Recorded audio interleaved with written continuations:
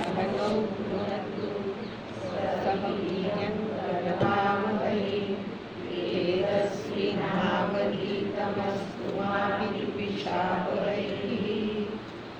ॐ शान्ति शान्ति शान्तिः। शङ्करं शङ्कराचार्यं केशवं बादरायणं सूत्रभाष्यकृतौ वन्दे भगवन्तौ पुनः पुनः। ईश्वरो गुरुरात्मेति मूर्तिभेदविभागिने व्योमवद्व्याप्तदेहाय दक्षिणामूर्तये नमः।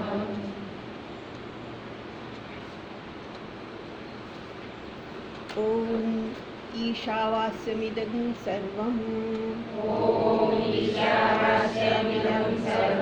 यत्किञ्च जगत्यां जगत् तेन त्यक्तेन भुञ्जीथाः मा घृतः कस्य सिद्धनम् कुर्वन्नेवेह कर्माणि जीविषेत् तदनुसमाः। एवं त्वयि नान्यथेतोऽस्ति न कर्म लिप्यते नरे असुर्यानाम ते लोकाः अन्धेन तमसावृताः तागुस्ते प्रेत्याभिगच्छन्ति ये के चात्महनो जनाः अनेजदेकं मनसो जवीयः नैनद्देवा आप्नुवन् पूर्वमर्षत्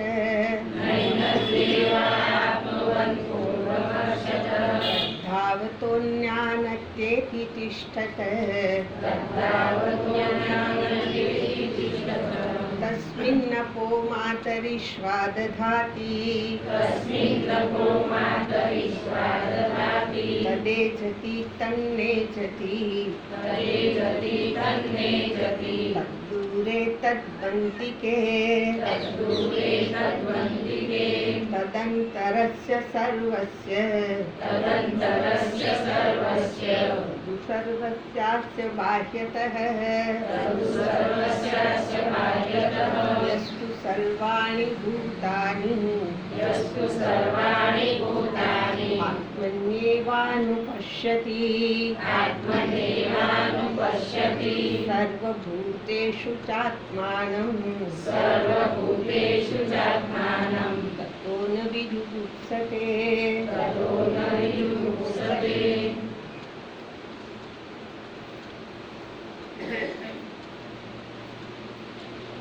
ये मुमुक्षु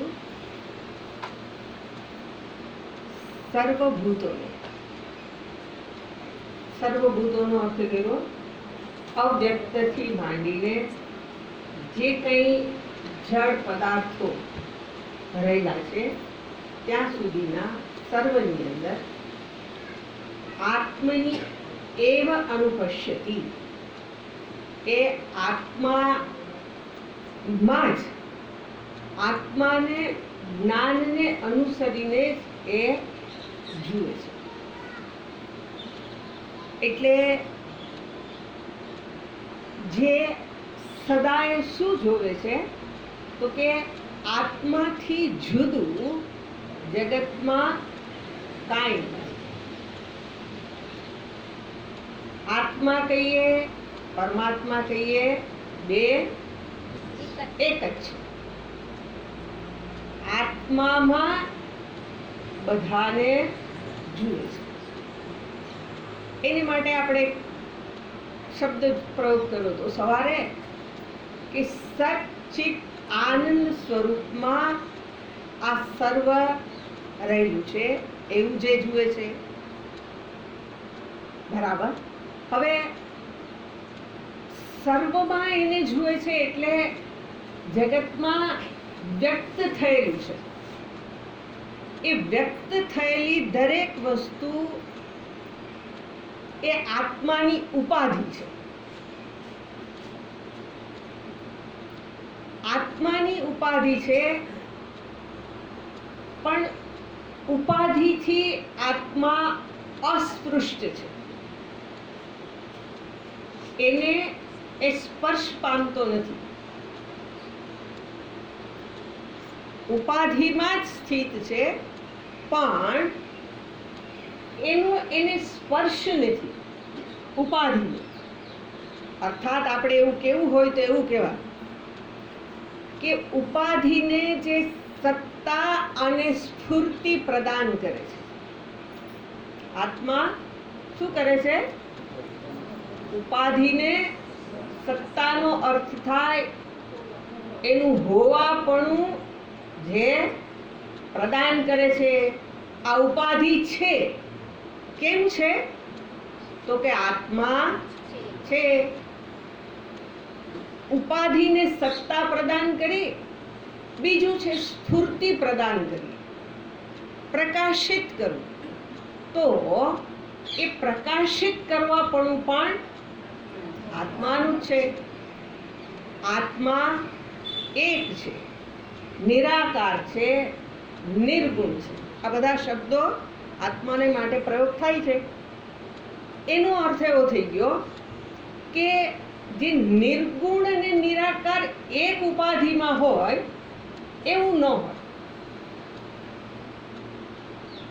જેવી રીતે આકાશ નિરાકાર છે, નિર્ગુણ છે, એક ગુણ છે, સંપૂર્ણ ગુણ રહિત નથી. પણ જે બીજા મહાભૂતોને ગુણો હોય એ આકાશને નથી. એ આકાશ જેવી રીતે આપણે એવું કહીએ કે આ ઉપાધિ છે, આ ઘડો શું છે? ઉપાધિ છે. આકાશ ઘડામાં છે. આકાશ ઘડામાં જ છે તો આપણે શું કહેશું? બહાર પણ છે. એક જ ઘડામાં છે. જેટલા ઘડા હોય એટલામાં આકાશ હોય. કેમ? આકાશ નિરાકાર છે. આકાશને પોતાનો કોઈ આકાર નથી. જેને પોતાનો આકાર ન હોય તો એટલે મન કેવું થવું જોઈએ એનાથી શીખવાડવું છે. જેને પોતાનું કાંઈ આગવું ન હોય એ બધાને પોતાની અંદર સમાવી શકે અને બીજાની અંદર પોતે પણ સમાઈ જાય. આકાશ કેવું છે? આટલું વ્યાપ્ત આકાશ આટલા ઘડામાં આવી જાય. કેવી રીતે આવી ગયું? પોતાનું આગવું કાંઈ નહીં. એટલે આજે આખું જગત કહીએ તો એ જગત છે એ કેવું છે? તો કે આત્માની સત્તાથી, આત્માના હોવાપણાથી એ જગત આખું છે એ સત્તા ધરાવે છે. એનું હોવાપણું છે. કેનું હોવાપણું છે? આખા જગત. કોને કારણે? આત્મા એટલે કયો? પરમાત્મા એટલે ક્યાં છે? અહીંયા જ. આત્માનો અર્થ થાય સ્વયં હું. હું કેવો છું? તો કે આ સંઘાત આખામાં, સંઘાત એટલે શરીર, ઇન્દ્રિય, મન, બુદ્ધિ, આ સર્વમાં જે રહેલો છે, જે છે એટલે આ છે. આ સંઘાત કેને કારણે છે? હું આત્મા, હું ચૈતન્યને કારણે છે. તો આ ઉપાધિ છે એ કેવી કહેવાય? તો કે ઉપાધિ કહેતાની સાથે જ એનું હોવાપણું છે પણ નિત્ય નથી. આત્મા સત્ય છે. નામ અને રૂપ એની અંદર આરોપિત છે, આવેલા છે, એટલે એ નિત્ય નથી. પણ છતાંય આપણે આજે ઉપાધિ કહીએ એ શું છે? તો કે આત્માની વિભૂતિ માત્ર છે. વિભૂતિનો અર્થ થાય વિશેષ રૂપે જે અભિવ્યક્ત થઈ ગયું. વિભૂતિ શું છે? પરમાત્મા જ વિશેષ રૂપ ધારણ કરીને ઇન્દ્રિય મનનો વિષય બની ગયું. એને કહેવાય વિભૂતિ. આખું જગત શું છે? તો કે પરમાત્માની વિભૂતિ છે. પરમાત્માની વિભૂતિ આખું જગત છે. તો હું પણ શું છું? પરમાત્માની જ વિભૂતિ છું. બરાબર? એટલે આજે વિભૂતિ કહેતાની સાથે જ નિર્વિકાર આત્મા છે. એના હોવા માત્રથી આ બધું જ અભિવ્યક્ત થયેલું છે, અથવા તો એવું કહેવાય કે એનું હોવાપણું પ્રગટ થાય છે. બરાબર? હવે એની માટે આપણે સવારે જોયું હતું કે સર્વભૂતોને આત્મામાં જોવા એ માત્ર દ્રષ્ટિ છે, જ્ઞાન છે. સર્વભૂતોને પોતાની અંદર જોવા એ એક દ્રષ્ટિ છે. બરાબર? એમાં કોઈ ક્રિયા નથી. દ્રષ્ટિ છે એટલે જ્ઞાન છે. જ્ઞાનમાં ક્રિયા નથી, એટલે ક્રિયાના પરિણામે જ્ઞાન ન થાય. ક્રિયા હોય તો એમાં કર્મ આવે. પણ જ્ઞાન માટે શું કરવું પડે? કાંઈ નહીં. મારા મન બુદ્ધિને હું ખુલ્લા રાખું તો શું થાય? જે વસ્તુ હોય, જેવી હોય, મને ખબર પડી જાય, એનું મને જ્ઞાન થઈ જાય. તો એ જ્ઞાન થવામાં બાધા ક્યાં છે? તો કે આપણી બુદ્ધિ, જેનાથી જ્ઞાન થાય છે એમાં ક્યાંક દોષ છે. આપણી બુદ્ધિમાં ક્યાંક દોષ છે. એ દોષ જો દૂર થઈ જાય તો દોષ કેવી રીતે દૂર કરશું? તો કે વિવેક દ્વારા. દોષને દૂર કરવાનો ઉપાય શું છે? વિવેક કરવો. વિવેક વડે શું થશે? તો કે અહીંયા જે કંઈ ખૂટતું હશે, અહીંયા જે કંઈ સમજણ નહીં હોય, અથવા તો પેલો વિવેક નહીં થતો હોય નિત્ય અનિત્યનો, તો એ બુદ્ધિ છે એ વિવેક કરી શકશે. વિવેક થતાની સાથે જ ખબર પડશે કે નિત્ય શું છે, અનિત્ય શું છે. ઉપાધિ અનિત્ય છે, નિત્ય છે એ હું ચૈતન્ય સ્વરૂપ આત્મા નિત્ય છું.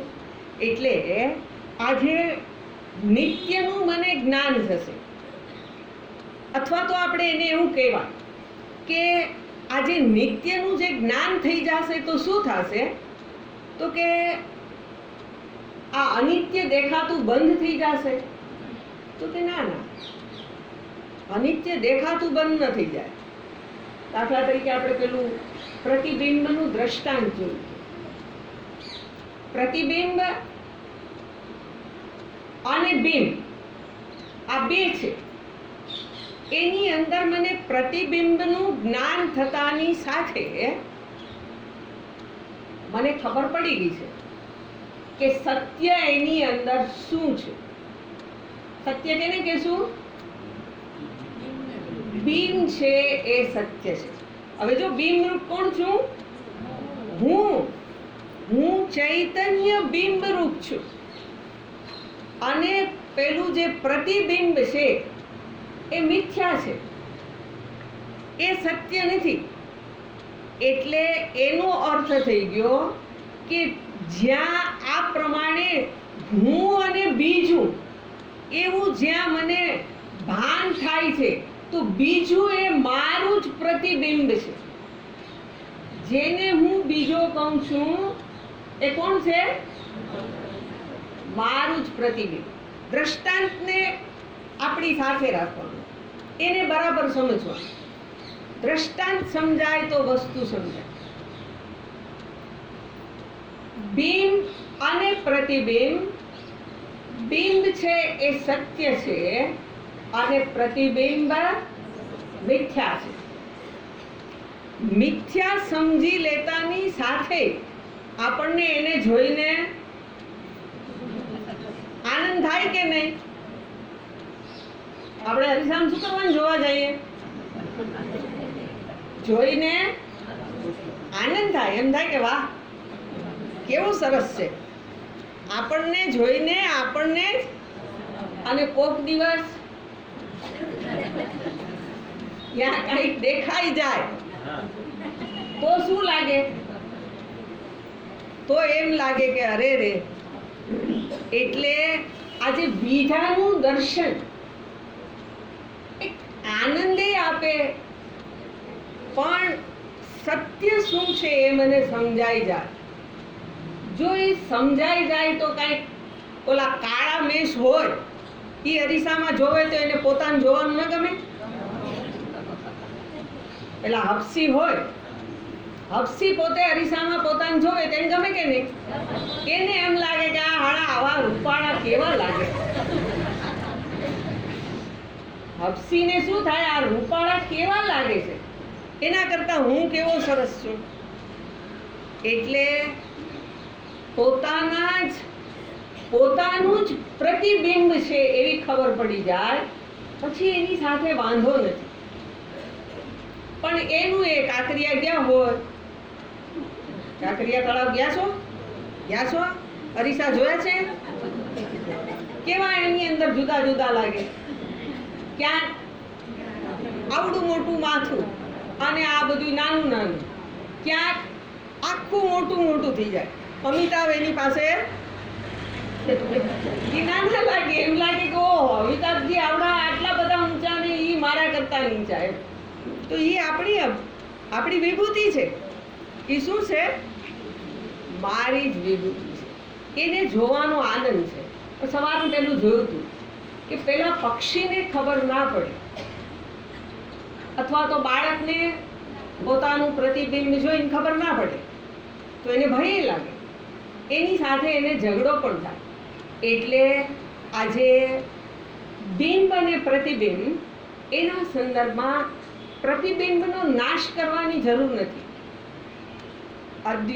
અદ્વિતીયના જ્ઞાન માટે, આત્માના જ્ઞાન માટે પ્રતિબિંબ હોય તો ભલે ને હોય, એના નાશની મારે આવશ્યકતા નથી. બરાબર? માત્ર જાણવાનું છે. નાશ કરવાની વાત કરીએ ત્યારે જે સુષુપ્તિમાં રોજ જાય ત્યારે શું થાય છે? આ સંઘાત સાથેનું તાદાત્મ્ય છૂટી જાય છે. આ બધું દેખાતું બંધ થઈ જાય છે. જગત સુષુપ્તિમાં રહેતું નથી. તો એનો અર્થ એવો થઈ ગયો કે નાશ થઈ ગયો. પણ આ રીતે ત્યાં જે આત્માના એકત્વનું જ્ઞાન ત્યાં નથી થતું. કારણ કે જ્ઞાન જેને કારણે છે એ બુદ્ધિ ત્યાં નથી. એટલે નાશ કરી દેવાથી જ્ઞાન ન થાય. કોઈ વસ્તુ નાશ કરવાની હોત તો ભગવાને આપણને આપી જ ન હોત. બધું મૂક્યું છે કે આ જ્ઞાન માટે છે. એટલે આજે સત્ય અને મિથ્યાનું જ્યાં વસ્તુ સમજાઈ જાય, એ સમજાતાની સાથે સમજવા માટે એક જ ઉપાય છે, વિચાર. વિચાર માત્ર શું કરે છે? વસ્તુને મને મારી સામે પ્રગટ કરે છે, એનું મને જ્ઞાન કરાવે છે. એટલે આ રીતે આ જે અર્ધો પાઠ છે, યસ્તુ સર્વાણી ભૂતાની આત્મન્યેવાનુપશ્યતિ, એવું જે કીધું એ આત્મદર્શન માટેનો એક અંશ છે, એક ભાગ છે. આત્મા સત સ્વરૂપ છે એવું આના દ્વારા આપણને સૂચિત કર્યું. હવે આત્માની અંદર જે અનેકતા આપણને પ્રતીત થાય છે એના સંદર્ભમાં સર્વભૂતેષુ કહીને બીજું પાદ શ્રુતિ સમજાવે છે. સર્વભૂતેષુ ચ આત્માનં તતઃ ન વિજુગુપ્સતે. ન વિજુગુપ્સતે બાજુમાં રાખી દો. જે શું કરે છે તો તે સંપૂર્ણ ભૂતોને પોતાનામાં જુએ છે. અને બીજું, સંપૂર્ણ ભૂતોને પોતાનામાં જોઈ અને બીજું કે છે કે બધા જ ભૂતોમાં એ આત્માને જુએ છે. બધા ભૂતોની અંદર આત્માને જુએ છે.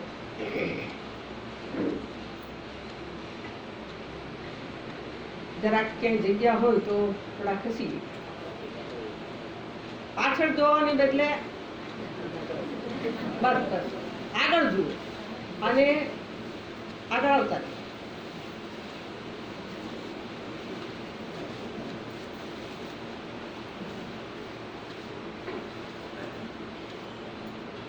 પંખા ઓછા પડે જેવું છે, બફારો છે, એક બે લઈને મૂકવાની જરૂર હોય તો મૂકી દેજો.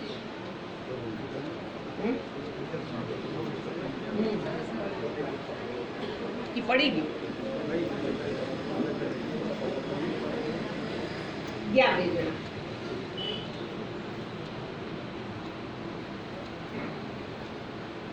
પવન તો છે.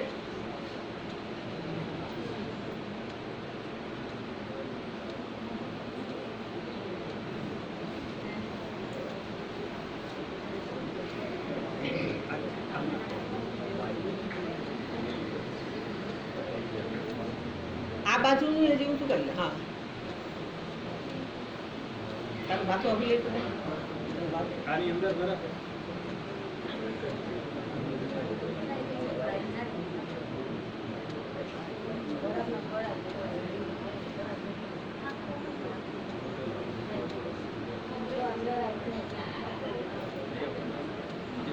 પડી જાય તો હા બસ. હા, ઈ બરાબર, ઈ બરાબર, ઈ બરાબર.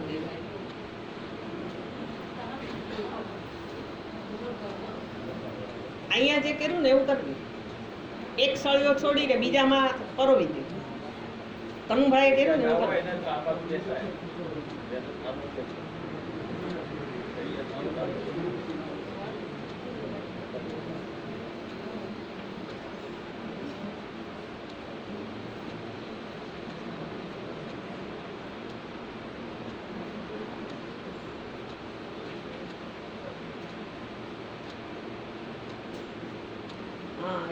એક છોડીને બીજામાં કરો એટલે થઈ જાય. બસ થઈ ગયું, કાંઈ વાંધો નહીં, ચાલશે.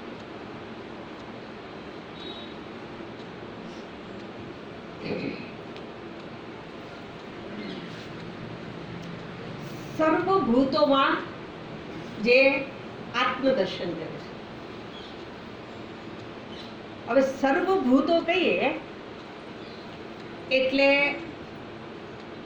જે કાંઈ ઉત્પન્ન થયેલું છે એમાં આત્માને જુએ છે.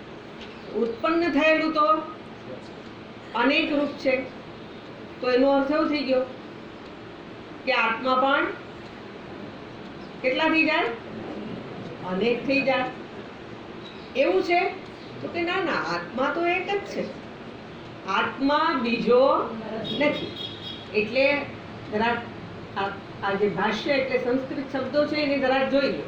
એમાં જેને સૂઝ પડે એના કામનું છે, ન પડે તો ચિંતા ન કરતા, પણ સમજણ પડે તો જુઓ. શું કે છે? સર્વભૂતેષુ ચ, વચ્ચેથી છે, સવારના જોઈ લીધું હોય એના પછીથી. સર્વભૂતેષુ ચ તેષુ એવ ચ આત્માનં તેષામ અપી ભૂતાનાં સ્વમ આત્માનં.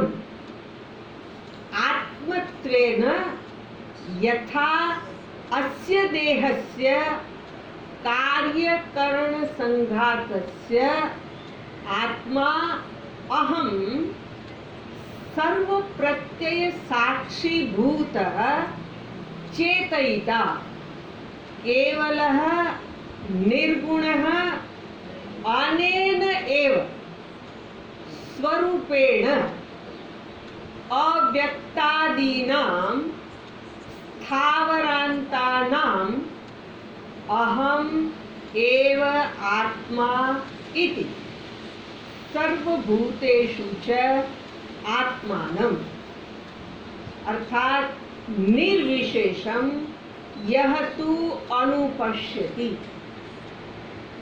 जे આદેશને આજ્ઞાને અનુસરીને જુએ છે. હવે ક્યાં જુએ છે? હું ગુજરાતીમાં કહીશ પણ ફરી પાછું કહી દઉં, અહીંયા જ બધું કહી દીધું. અહીંયા સંસ્કૃત ભાષામાં કીધું છે, એની વાત હું ગુજરાતીમાં કહું. શું કહે છે? સર્વભૂતેષુ એટલે ઉત્પન્ન થયેલા બધાયમાં, તેષુ એવ અને એ બધામાં, આત્માનમ અર્થાત પોતાને, અર્થાત તેષામપી ભૂતાન, આ જે કઈ ભૂતો છે એ ભૂતોના સ્વમ જે પોતે જ છે. શું છે એનું? તો કે આત્માનમ અર્થાત આત્મત્વેન આત્મા હોવાપણા વડે, યથા અસ્ય દેહસ્ય જેવી રીતે આ દેહ છે એ દેહનું, દેહને કેતાની સાથે કાર્યકરણ સંગાત એટલે સ્થૂળ સૂક્ષ્મ બેય શરીર, એનો એ સંઘાતનો આત્મા હું છું. અહીંયા આ શરીરની અંદર આત્મા કોણ છું? હું છું. એટલે ફરી પાછું આત્મા શબ્દથી અહીંથી જેને કહેવામાં આવે છે એ નિર્ગુણ નિરાકાર નિર્વિશેષ પરમાત્મા છે. એને પોતાને કોઈ વિશેષ નથી. હવે અહીંયા જે કીધું કે અહીંયા જેવી રીતે કઈ આ ઉપાધિ છે અર્થાત કાર્યકરણ સંઘાત કીધો, એનો હું આત્મા છું. આ સંઘાત કહીએ એનો હું આત્મા છું. હવે જેવી રીતે આ સંઘાતનો આત્મા છું એવી રીતે અહીં કીધું છે કે આ બધાય સંઘાત જ છે, એનોય આત્મા હું જ છું. આ એક શરીરના સમૂહનો હું આત્મા છું. એવી રીતે આ જેને હું ચૈતન્ય સ્વરૂપ આત્મા કહું છું એ બધાય નામ રૂપનો આત્મા છે. કારણ કે એની કોઈ વિશેષતા નથી. બધી વિશેષતાને એ પોતાની અંદર સમાવવાને સક્ષમ છે, અથવા તો પોતાના દ્વારા એ બધું અભિવ્યક્ત કરવાને સક્ષમ છે. એટલે અહીંયા જરા અહીંયા જે સમજાયું છે કે આ નામ અને રૂપ કઈ, આ સંઘાત છે એને એક નામ છે, એને એક રૂપ છે. તો નામ અને રૂપનો, આ નામ અને રૂપનો હું આત્મા છું. હવે એ આત્મા છું એટલે કેવી રીતે ખબર પડે છે મને?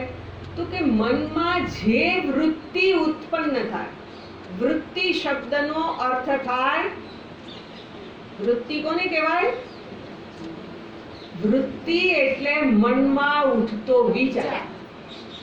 વૃત્તિ શબ્દનો અર્થ શું થશે? મનમાં જે વિચાર ઉત્પન્ન થાય એ વૃત્તિ છે. તો જે મનની અંદર વૃત્તિ ઉત્પન્ન થાય છે એનો જોનારો હું છું. અત્યારે જે શબ્દો બોલાય છે એને અનુસરીને મનમાં એક વિચાર ઉત્પન્ન થાય છે. એ ઉત્પન્ન થાય છે એ મને ખબર પડે છે. ખબર પડે છે એટલે દેખાય છે. દેખાય છે એટલે આ હું દેખાવ એમ દેખાય છે? તો કે ના ના, વિચાર છે એ સૂક્ષ્મ છે. વિચાર છે એ કેવી વસ્તુ છે? દેખાય નહીં, પણ છતાંય દેખાય છે. દેખાય છે એટલે આમ આમ થાય છે. દેખાય છે એટલે શું થાય છે? આ મને ખબર પડે છે. જે વાત સમજાય છે એ વૃત્તિ રૂપ છે. તો એ વૃત્તિ મનમાં ઉદ્ભવે છે એનો હું આત્મા સાક્ષી છું. મનમાં જે વિચારો જન્મે છે એનો હું સાક્ષી છું. બરાબર? એટલે અહીંયા શબ્દ પ્રયોગ કર્યો છે, સર્વ પ્રત્યય સાક્ષીભૂત. મનમાં જે પ્રત્યય એટલે વૃત્તિઓ, જે વિચારો ઉદ્ભવે છે એનો હું સાક્ષી છું. સાક્ષી છું એટલે શું કરું છું? તો કે એ વિચારોને હું ચેતનવંતા બનાવું છું. હું ચૈતન્ય સ્વરૂપ છું. મારી સન્નિધિથી જ આ વૃત્તિઓ પ્રકાશિત થઈ જાય છે. વૃત્તિ તો સ્વયં જડ છે. મનમાં ઉઠતા વિચારો કેવા છે? જડ. કેમ જડ કહેશું એને? તો કે જેને કારણે વિચાર જન્મે છે એ બુદ્ધિ જડ છે. બુદ્ધિ ચેતન નથી, ચેતનનો આભાસ કરે છે. એટલે બુદ્ધિ સ્વયં જડ છે. તો એમાં જે વિચારો ઉદ્ભવે છે એ પણ જડ છે. પણ મને જ્ઞાન થાય છે એ જડ નથી. કારણ કે જ્ઞાન સ્વરૂપ, હું આત્મા કેવો છું? જ્ઞાન સ્વરૂપ છું. એટલે જે વૃત્તિઓ ઉદ્ભવે છે એ હું ચેતન સ્વરૂપ પરમાત્માથી એ પ્રકાશિત થઈ ગઈ. વૃત્તિઓ એ પ્રકાશિત થઈ અને મને એનું જ્ઞાન કરાવે છે. હવે જો વૃત્તિને આપણે એને ચેતન એટલા માટે નહીં કહેવાય કે વૃત્તિ ઉદ્ભવે છે, વિચાર જન્મે છે, પછી જ્યારે હું એને જોઉં છું ત્યારે વિચારની સ્થિતિ છે. પછી શું થાય છે? તો કે વિચાર સમાપ્ત થઈ જાય છે. એટલે વૃત્તિ છે એને જડ કહેવાય. કેમ જડ કીધી? તો ખબર પડી ગઈ. એનો ઉદ્ભવ થાય છે, એની સ્થિતિ છે, એનો નાશ પણ છે. કોને ખબર પડે છે? ચેતન કોણ છે? હું, બીજો નહીં. હું સ્વયં ચેતન છું. મને જ વૃત્તિ ઉદ્ભવે છે, એનું જ્ઞાન થાય છે, સમજાય છે અને એ વાત પૂરી થઈ ગઈ એની મને ખબર પડે છે. એ મને હું સાક્ષી છું. કેનો સાક્ષી છું? મનમાં ઉઠતી વૃત્તિઓ. બરાબર? હવે આપણે એવું જોઈએ દ્રષ્ટાંત. જેવી રીતે કહીએ તરંગ. તરંગ પાણીમાં ઉદ્ભવે. પાણીમાં જ એની સ્થિતિ હોય. પછી સમાય કેમાં જાય? પાણી.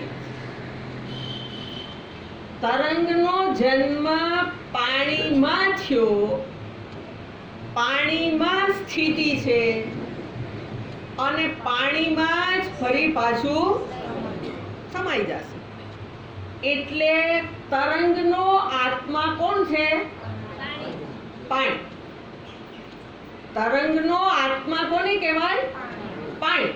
પાણીને કારણે તરંગનું હોવાપણું છે. એટલે તરંગનો આત્મા પાણી છે. એવી જ રીતે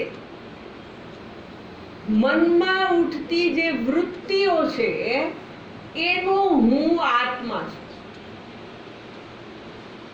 મનમાં જે જે વિચારો ઉદ્ભવે છે એનો હું કેમ હું આત્મા છું? તો બરાબર આપણે દ્રષ્ટાંત જોયું. પાણીમાંથી તરંગ જન્મે, એમાં જ સ્થિતિ, એમાં જ પાછું તરંગ સમાઈ જાય. એટલે તરંગનો આત્મા પાણી છે. એવી રીતે મનમાં ઉઠતી જે વૃત્તિઓ છે એ વૃત્તિઓ હું ચેતનને કારણે ઉત્પન્ન થાય છે. એ હુંને કારણે વૃત્તિ છે. એ ચેતનની અંદર જ વૃત્તિ પાછી સમાઈ જાય છે. તો હું કોણ થઈ ગયો? આ વૃત્તિનો આત્મા છું. વૃત્તિનો હું સાક્ષી છું. અથવા તો એવું કહેવાય કે હું આ ઉદ્ભવતી દરેક વૃત્તિનું અધિષ્ઠાન છું. અધિષ્ઠાન છું એટલે મારી અંદર જ આ બધી ક્રિયાઓ થાય છે. ઉત્પત્તિ, સ્થિતિ, લય, આ બધી ક્રિયાઓ હું ચેતનમાં સત અધિષ્ઠાનમાં આ બધું થતું રહે છે. એટલે એવું કહેવાય કે હું, આપણે પેલું દ્રષ્ટાંત પહેલા યાદ કરીએ.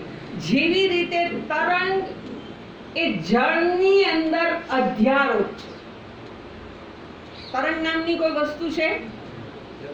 ઉદ્ભવ્યું ત્યારે શું હતું? તરંગ જન્મ્યું ત્યારે એ શું છે? પાણી જ છે. તરંગ રૂપે કિનારે આવ્યું ત્યારે એ પાણી જ છે. અને તરંગ સમી ગયું ત્યારે એ પાણી જ છે. એટલે તરંગનું શું કર્યું કહેવાય? પાણીમાં અધ્યારોપ કર્યો, આરોપ કર્યો. એવી રીતે આ વૃત્તિ છે, મનમાં ઉઠતા વિચારો છે, એ ચેતન પરનો અધ્યારોપ છે. અત્યારે સમજાઈ જાય તો યાદ રાખવાનું નથી. તમને સમજાઈ ગયું તો વાત પૂરી થઈ. યાદ રાખવા માટે તો 100 એકડા શીખવા માટે, કક્કા બારાક્ષરી શીખવા માટે એક આખું વર્ષ સ્કૂલે જવું પડે. ત્યારે ખાલી કક્કા બારાક્ષરી આવડે, 100 અંક આવડે. આખું વર્ષ ભણ્યા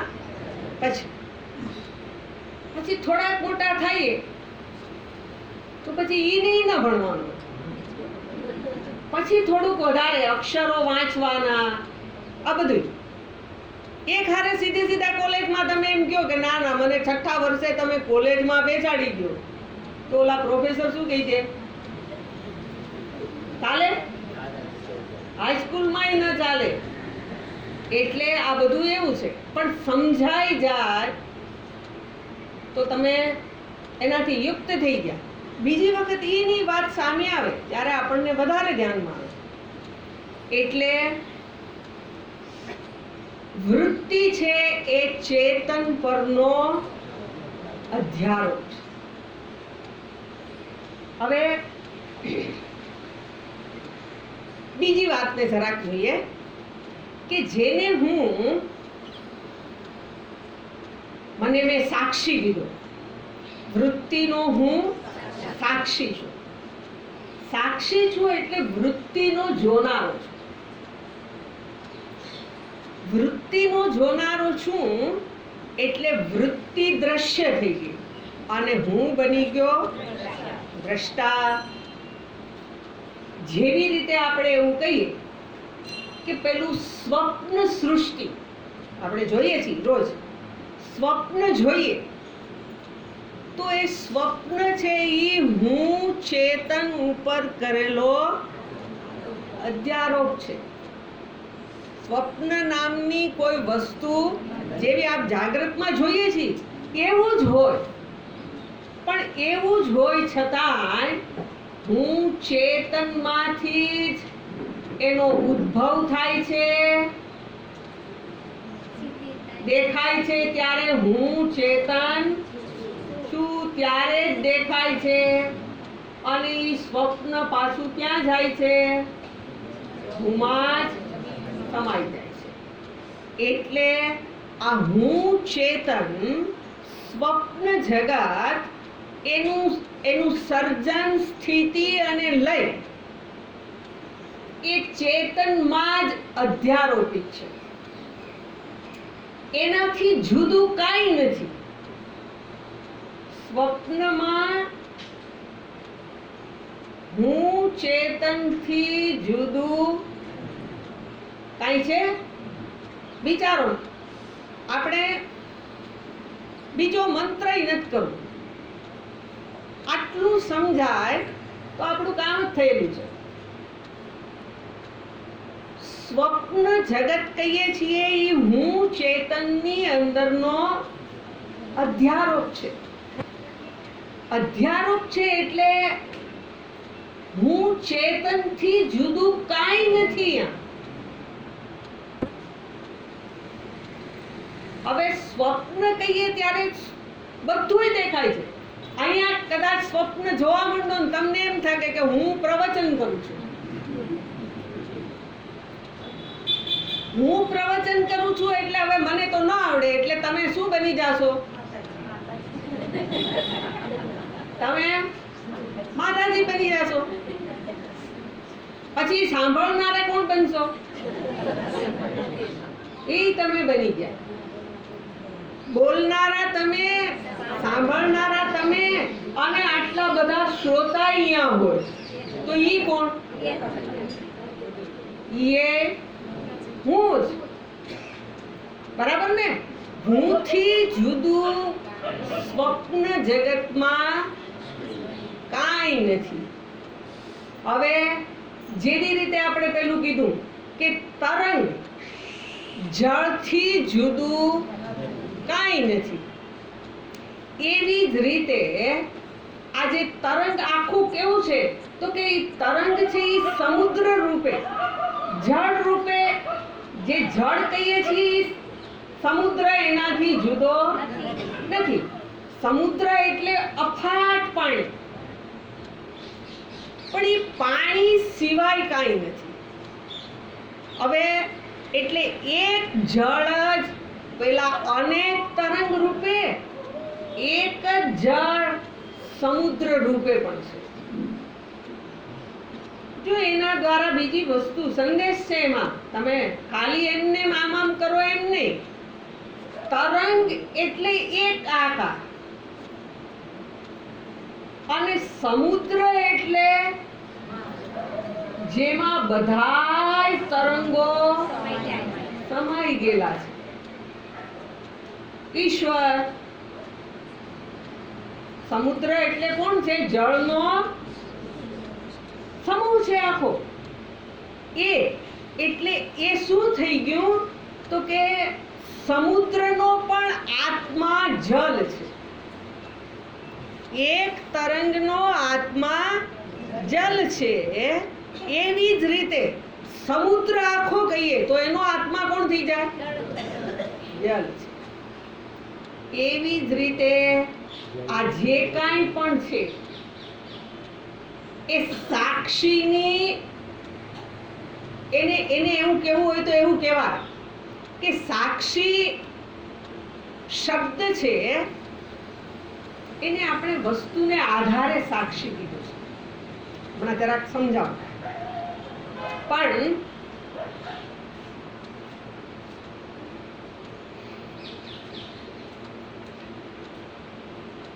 સમુદ્ર કેતા, જલ કેતા એની કોઈક વિશેષતા છે. જલ કેતા ને તરંગ કેતા કોઈક વિશેષતા છે, સમુદ્ર કેતાની સાથે વિશેષતા છે. પણ જલ કેતાની સાથે નિર્વિશેષ છે.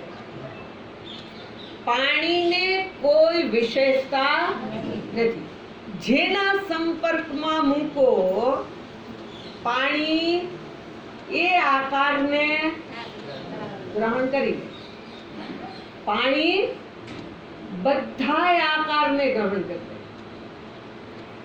એવી રીતે આજે સાક્ષી છે એ કેવો છે તો કે સર્વ આકારોને, સર્વ વૃત્તિને પ્રકાશિત કરે છે.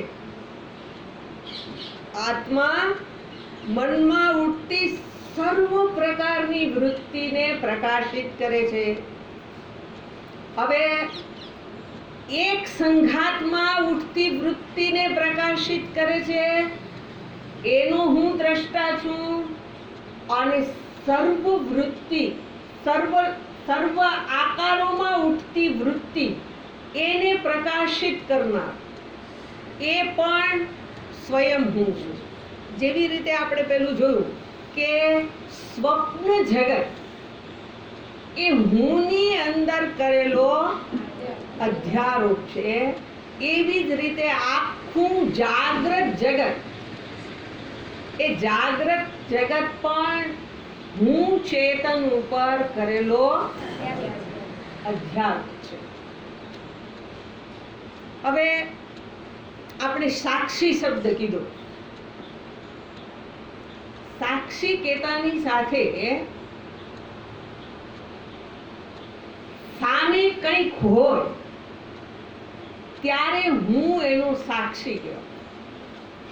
અથવા તો સાક્ષીની જગ્યામાં આપણે બીજો શબ્દ પ્રયોગ કરીએ, દ્રષ્ટા. દ્રશ્યને આધારે હું દ્રષ્ટા કહેવાય. સામે કોઈ દ્રશ્ય હોય ત્યારે એને જોનારો હું દ્રષ્ટા છું. એટલે સામાન્ય રીતે આપણે સાક્ષી શબ્દનો પ્રયોગ કેવી રીતે કરીએ છીએ તો કે જેનું દર્શન કંઈક કરતા હોઈએ. દર્શન એટલે આંખથી ને મનથી, વિચારોનું પણ આપણે દર્શન કરીએ છીએ.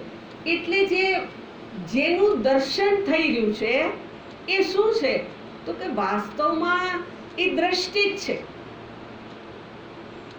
હવે ફરી પાછું વ્યવહારિક રીતે સાક્ષી આપણે એને કહીએ છીએ કે કોઈ ઘટના ઘટે, ક્યાંક મારામારી થઈ હોય, ક્યાંક અકસ્માત થયો હોય અને પછી આ જોયું કોણે, એને કર્યું ન કહેવાય. જોનારે અકસ્માત કર્યો એવું ના કહેવાય. એને પેલું મારામારી કરી એવું ના કહેવાય. એને માત્ર જોયું છે, એ ક્રિયામાં સંડોવાયો નથી, એને આપણે સાક્ષી કીધું. એવી રીતે અહીંયા જે દ્રશ્ય હોય એ દ્રશ્યને આધારે આપણે શું કહીએ છીએ કે આનો હું સાક્ષી છું. મનમાં ઉઠતી વૃત્તિનો, વિચારનો હું સાક્ષી છું એવું કીધું. હવે વ્યાવહારિક જગતની અંદર ઘટના અથવા તો પદાર્થનો સાક્ષી જુદો હોય, સ્વતંત્ર હોય. જ્યાં ઘટના ઘટે એનાથી જોનારો હું જુદો હોય. એની કોઈક મર્યાદા છે અને એની પોતાની આ સ્વતંત્રતા છે.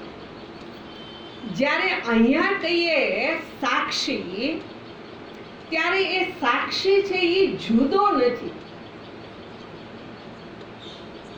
મનમાં ઉઠતી વૃત્તિનો સાક્ષી એ જુદો નથી.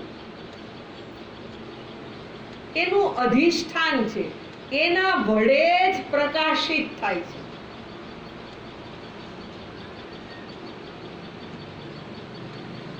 એટલે જેવી રીતે આપણે એવું કહીએ કે વૃત્તિ જડ છે. વૃત્તિ જડ છે, દ્રશ્ય થાય એ હંમેશા જડ હોય. આ સિદ્ધાંત છે. યદ દ્રશ્યમ તદ જડ. જે દ્રશ્ય હોય એ જડ હોય. હવે વૃત્તિ કીધી તો વૃત્તિ છે એ જડ છે. એને પ્રકાશિત કરનાર હું ચેતન છું. ચેતનથી પેલી વૃત્તિ છે એ પ્રકાશિત થઈ. અથવા તો એવું લઈએ કે આ જે સંઘાત છે, દેહ, ઇન્દ્રિય, મન, બુદ્ધિ, એ જે સંઘાત છે એનો જે સાક્ષી છે, આ સાક્ષ્ય છે. સાક્ષ્ય છે એટલે જાણવાનો વિષય છે. અને ચેતન છે એ એને પ્રકાશિત કરનાર છે. અથવા તો એવું કહેવાય કે ચેતન પ્રકાશિત, જે પ્રકાશ સ્વરૂપ છે એની અંદર વૃત્તિઓ કે જે જડ છે એનો અધ્યારોપ થયેલો છે.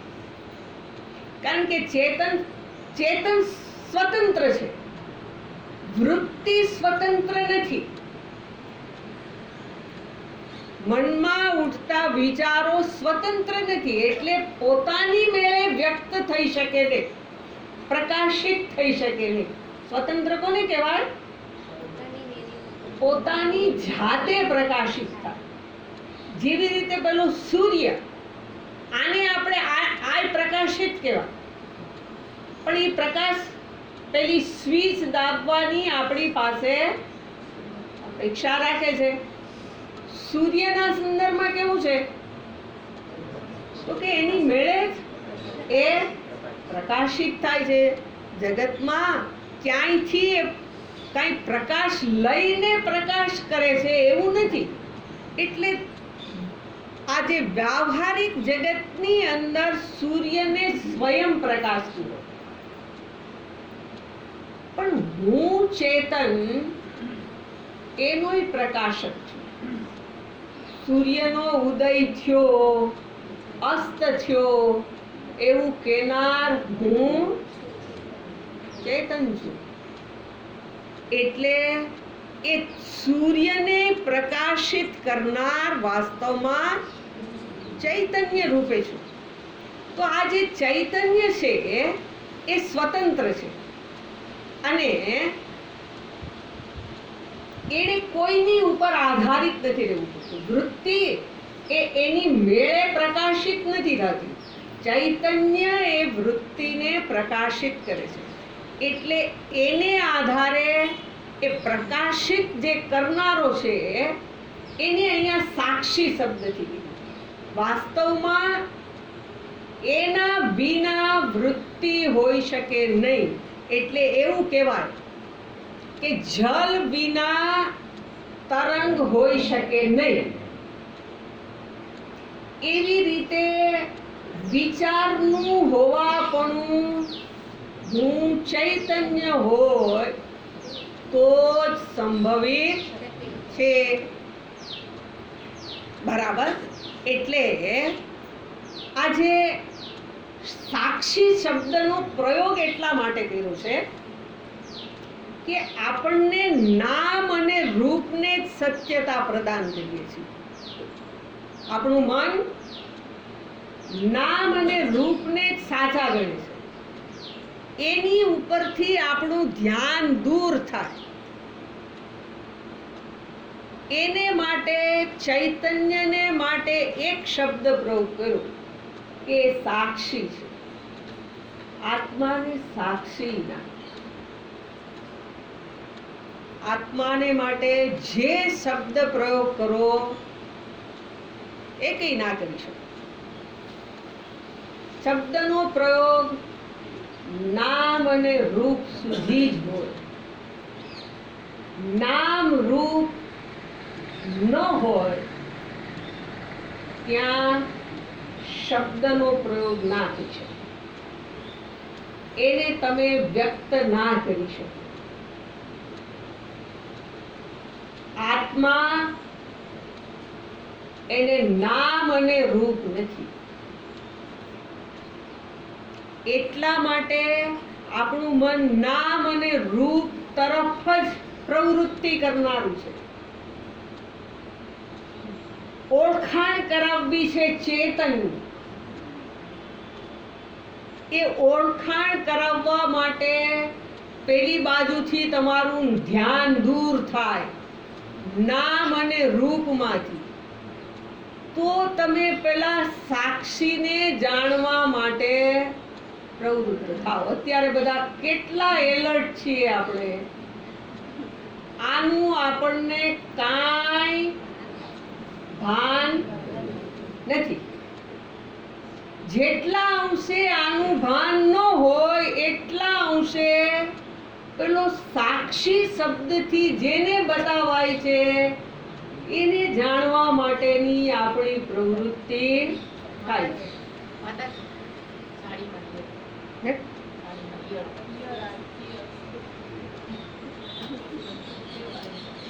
ભલે ભાઈ કાંઈ નહીં, તમે એને જોવો માં. બસ મને તો નથી જ દેખાતી. ઈ સાંભળે છે.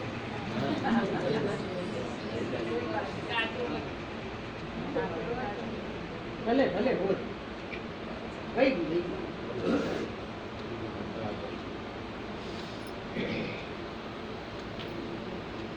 ટાઈમ ભૂલી ગઈ. 7 ને 10 ને બરાબર.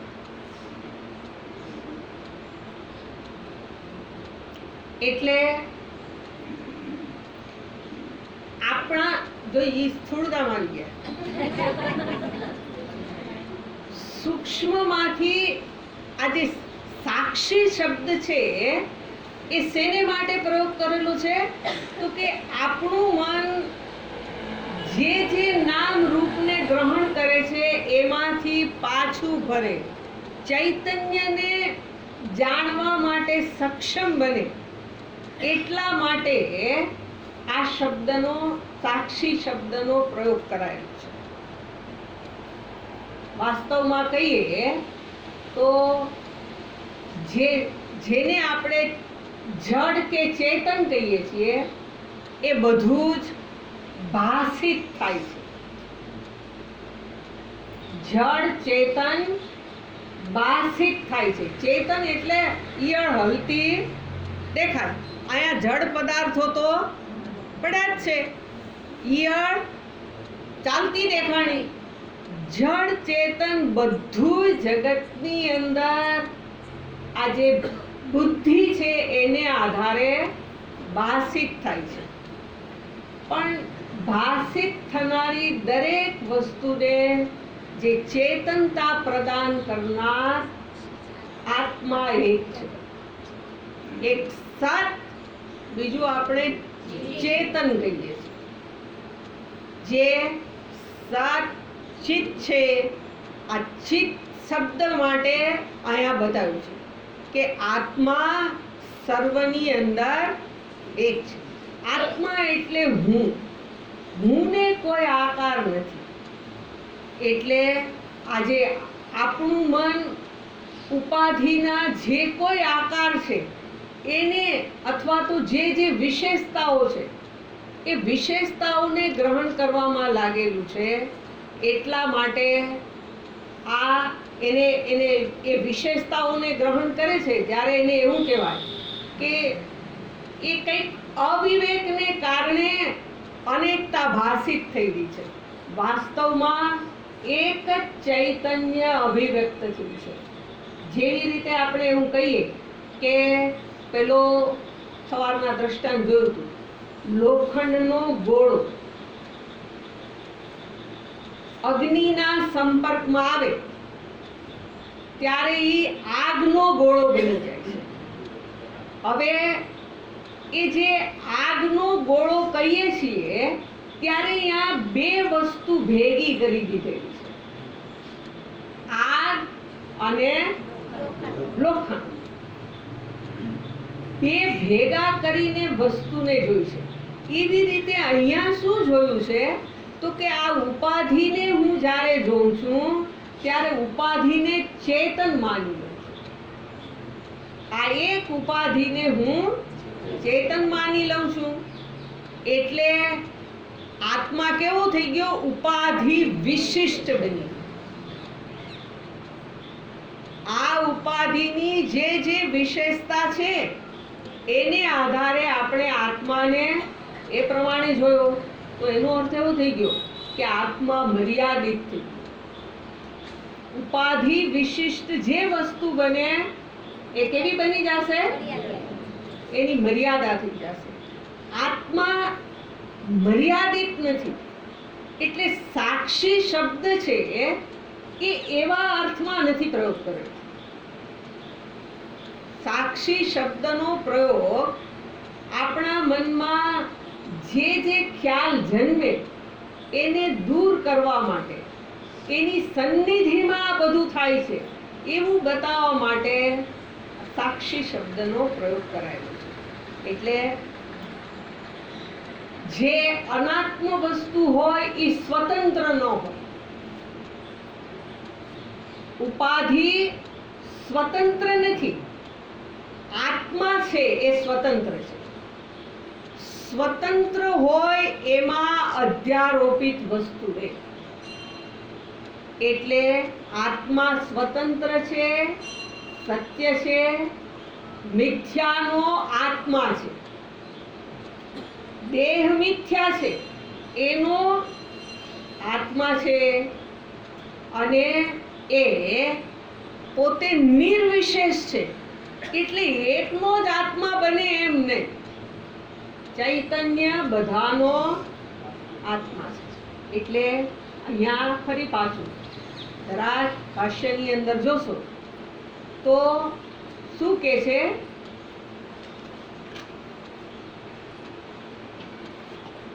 યથા અસ્ય દેહસ્ય, જેવી રીતે આ દેહનો અર્થાત કાર્યકરણ સંઘાતસ્ય, આ જે કાર્યકરણ સંઘાત છે એનો આત્મા અહમ, હું છું, જે કેવો છે તો કે સર્વ પ્રત્યે સાક્ષીભૂત. મનમાં જે કોઈ વૃત્તિ જન્મે એના સાક્ષી રૂપ છું. ચેતયિતા, મનમાં ઉઠતી વૃત્તિઓને ચેતન બનાવનાર છું. ચેતયિતા, એને પ્રગટ કરનાર છું. વૃત્તિઓને પ્રગટ કરનાર કોણ છું? હું ચેતન આત્મા. નહીતર વૃત્તિ તો જળ છે, એની મેળે પ્રગટ ન થાય. એને પ્રગટ થવાનું સામર્થ્ય હું ચેતન આત્માને કારણે છે. ચેતયિતા, હવે એ કેવો છે તો કે કેવલ નિર્ગુણ, એ માત્ર એક છે, નિર્ગુણ છે. અનેન એવ સ્વરૂપેણ, આ એના નિર્ગુણ સ્વરૂપ વડે અવ્યક્તાદિનામ સ્થાવરાદિનામ, જે કંઈ માયાથી લઈ અને જળ ચેતન જે કાંઈ કયો છો એના અહમેવ આત્મા, એ સર્વનો હું જ આત્મા છું. અર્થાત જગતમાં આ એક સંઘાતનો જ હું આત્મા છું એવું નહીં. આ જેને ચિત્ત સ્વરૂપ કીધો એ શું છે? તો કે જગતમાં સર્વના આત્મા રૂપે રહેલો છે. એટલા માટે શું કીધું શ્રુતિએ? તો કે સર્વેષુ ભૂતેષુ ચ આત્માનમ. આ જે કંઈ સર્વભૂતો કહીએ એ સર્વભૂતોના આત્મા રૂપે વાસ્તવમાં હું જ છું. બરાબર. આવી રીતે નિર્વિશેષમ યહ તુ અનુપશ્યતિ. આ જે ચૈતન્ય સ્વરૂપ આત્મા કે જે નિર્વિશેષ છે, પોતાના કઈ વિશેષો જેની અંદર નથી, એ નિર્વિશેષ ચૈતન્ય સ્વરૂપ આત્માને પેલા ઈશાવાસ્યમ ઇદમ સર્વમ વડે જે બતાવવામાં આવ્યું હતું એ રૂપે જે જુએ છે, એ ઉપદેશ રૂપે જે જુએ છે, સહ તે પછી શું થાય છે? તો શ્રુતિનું ચોથું પાદ, તતઃ ન વિજુગુપ્સતે. પછી એ કોઈની ઘૃણા કરતો નથી. એને બતાવે છે તતઃ તસ્માત એવ, એટલા માટે દર્શના, આ પ્રકારના દર્શનથી, શાસ્ત્રના ઉપદેશને અનુસરીને કરેલા દર્શનથી ન વિજુગુપ્સતે, એ કોઈની ઘૃણા કરતો નથી. વિજુગુપ્સાનો અર્થ થાય ઘૃણા ન કરોતિ, કોઈની ઘૃણા કરતો નથી. ઘૃણા આપણને કોની થાય? તો કે હુંથી જે જુદું હોય એ. આ તો આવ આ વાત છે. હવે ઈ પછી કોને કેવા આપણે આપણી હડપટ જે ચડે એમાં નક્કી નથી. આ અવાજ છે એવું કહેવા માટે ગમે તે આપણી હડપટ ચડવા જો આ અવાજ છે, પણ હું કેવો હોય? હું આમ ઓલો હીરો કહીએ ને એવો હીરો આપણને ગમે. આખા પિક્ચરમાં કોણ ગમે? પિક્ચર જોઈએ એમાં હીરો ને હિરોઈન જ ગમે. બાકીના એની અંદર ઓલો ખલનાયક આવે હારામાં હારો અભિનય કરે તોય આપણને ઈ ના ગમે. એટલે આજે ઈ હીરો જે છે ઈ કેમ ગમે છે? તો કે એની અંદરનું કંઈક સારાપણું જોઈ લીધું, એની હારે આપણે એક થઈ ગયા. ઈ એક થઈ ગયા એટલે ઈ ગમવા માંડ્યું. જેની હારેનો ભેદ મટી જાય ઈ મારા આનંદનો વિષય બને. જેની હારે ભેદ હોય એની ઘૃણા થાય.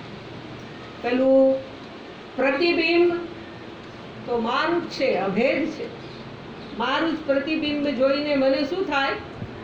હમણાં જ જોયું, અરીસામાં જોઈને આનંદ થાય. સવારમાં ઉઠીને પેલું કામ શું કરીએ?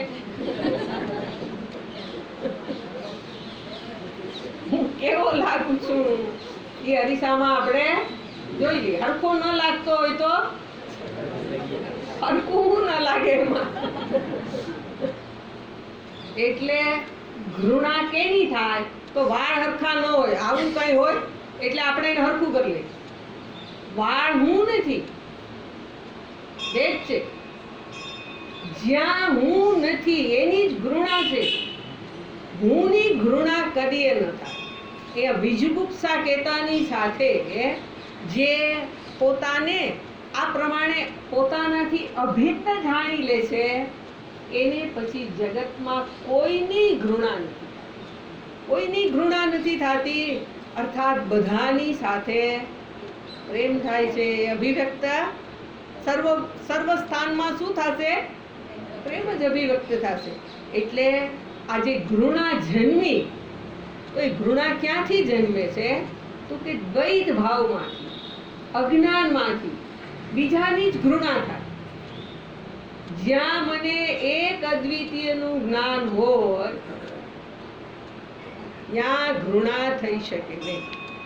જ્યાં મને મારી અંદર કાંઈક ઉણપ લાગે, પૂર્ણતા ન લાગે તો ઘૃણા થાય. મારી અંદર કાંઈક ખૂટતું લાગે તો મને એમ થાય કે આ બધાને ખબર પડે ને મને જ નથી પડતી, તો મને મારા માટે ગુનાહ થઈ શકે.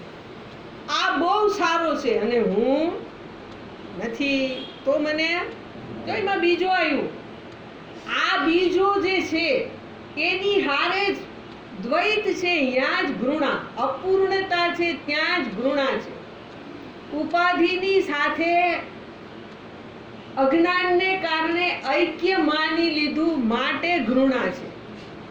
જ્યાં જ્ઞાનમાં નિષ્ઠા છે, જ્ઞાનમાં સ્થિતિ છે, ત્યાં ઘૃણા સંભવી શકે નહીં. એટલે અહીંયા જેને આ જ્ઞાન થઈ ગયું કે સર્વત્ર એક હું જ વ્યાપ્ત છું, સર્વનું અધિષ્ઠાન હું છું અને મારી અંદર જ આખું જગત સમાયેલું છે, એવું જે જાણી લે છે, તો પછી એ કેવી રીતથી ઘૃણા કરશે?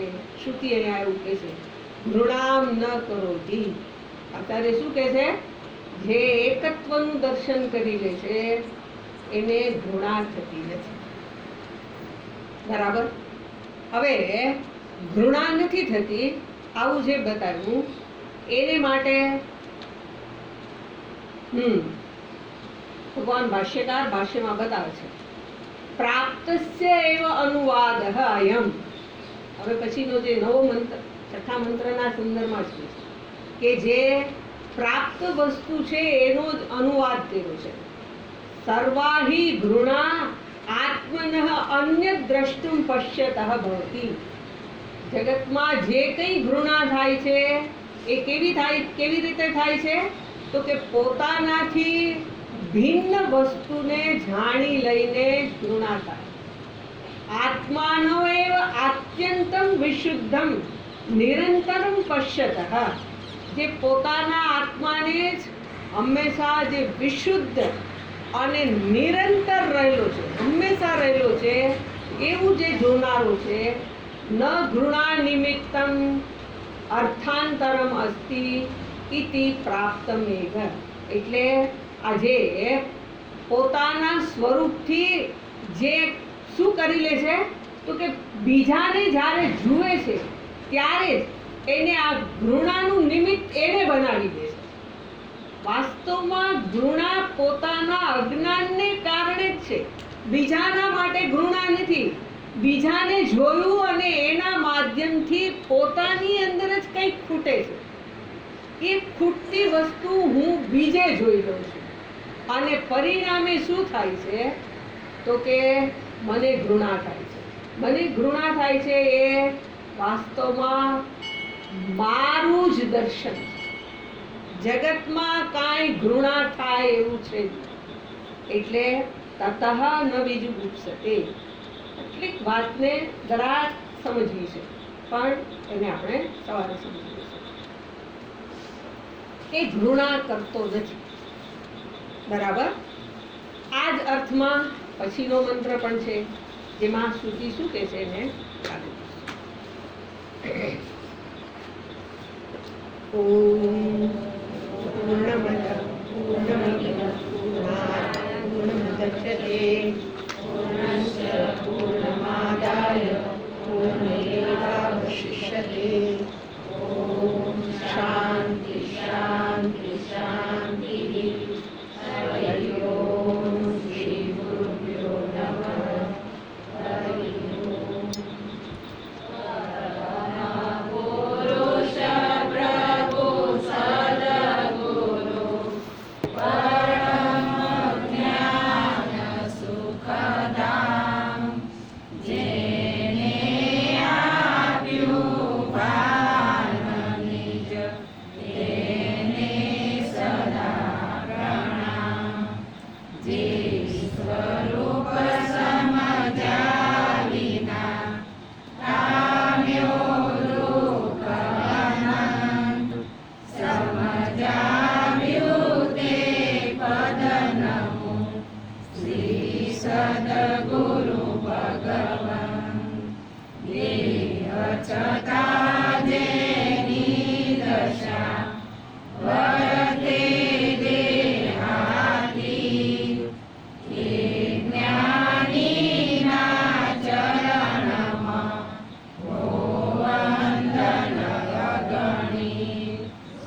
સદગુરુ